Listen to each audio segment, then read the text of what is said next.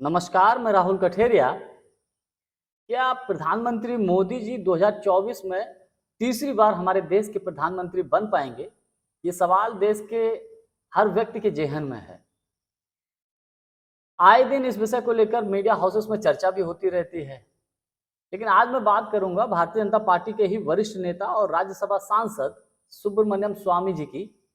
सुब्रमण्यम स्वामी जी ने इस बारे में अपनी राय व्यक्त की है कि क्या प्रधानमंत्री मोदी जी 2024 में तीसरी बार देश के प्रधानमंत्री बन पाएंगे या नहीं बन पाएंगे, या कौन बनेगा।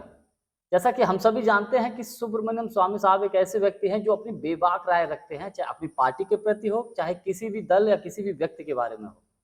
उन्हें कोई फर्क नहीं पड़ता कि कौन क्या सोचेगा। तो वो एक उनका इंटरव्यू वायरल हो रहा है। जब उनसे पूछा गया कि 24 में प्रधानमंत्री कौन बनेगा, तो उन्होंने कहा कि हमारे देश में प्रधानमंत्री के पद को लेकर भविष्यवाणी करना बहुत डेंजरस है।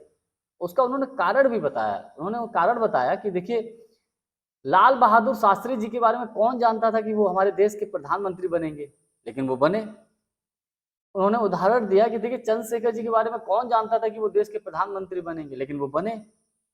पीवी नरसिंहा राव जी के बारे में कौन जानता था कि ये देश के प्रधानमंत्री बनेंगे, लेकिन वो बने।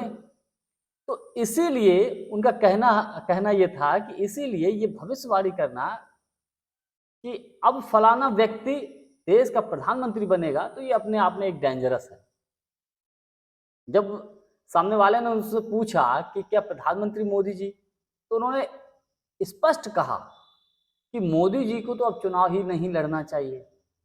कारण यह है कि मोदी जी इकोनॉमी के मामले में फेल हो चुके हैं। कई कारण गिनाए, उसमें से इकोनॉमी बताया। उन्होंने बताया कि भारत की जो जीडीपी है इस वक्त बहुत गिर गई है, और उसको जीडीपी को गिरी हुई होने के बावजूद ये लोग क्या करते हैं, झूठ फरेब करके, झूठ फैलाकर ये दिखाते हैं कि सब जीडीपी बढ़ गई है, ग्रोथ बढ़ गई है, जबकि दुनिया के अन्य देशों की जो जीडीपी गिरी हुई थी कोविड के दौर में सबकी बढ़ गई है, लेकिन हमारी जस की तस है, लगभग थोड़ा बहुत आगे पीछे होगी। तो ऐसा नहीं कि जीडीपी बढ़ गई है। तो इकोनॉमी के मामले में प्रधानमंत्री मोदी जी फेल है।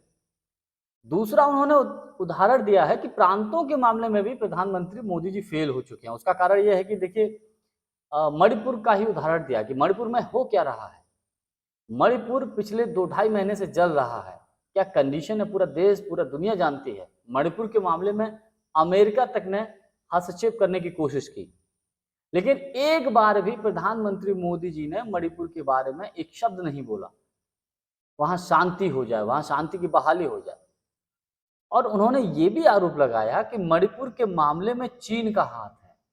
उन्होंने ये भी कहा कि मणिपुर के मामले में चीन का हाथ है, प्लस उत्तराखंड के मामले में भी चाइना का ही हाथ है। हो सकता है कि जो हालात इस वक्त मणिपुर में हो रहे हों वो उत्तराखंड में भी आने वाले दिनों में देखने को मिले। तो प्रांतों के मामले में भी प्रधानमंत्री मोदी जी फेल हो चुके हैं।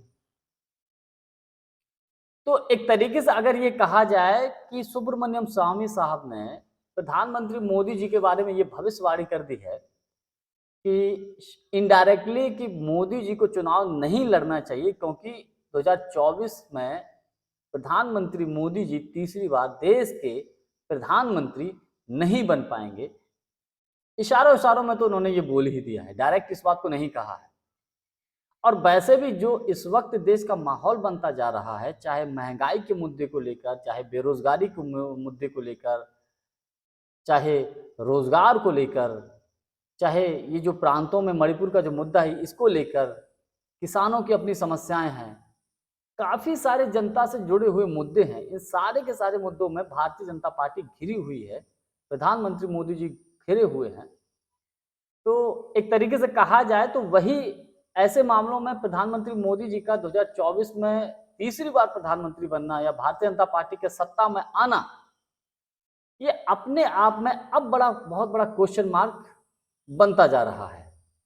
तो सुब्रमण्यम स्वामी साहब ने भी यही एक तरीके से इनडायरेक्टली घोषणा कर दी है कि मोदी जी को 24 का चुनाव नहीं लड़ना चाहिए, क्योंकि वो 2024 में देश के प्रधानमंत्री नहीं बन पाएंगे। आज के लिए बस इतना ही। वीडियो को लाइक, शेयर, चैनल को सब्सक्राइब कर दीजिएगा। बहुत बहुत धन्यवाद। नमस्कार।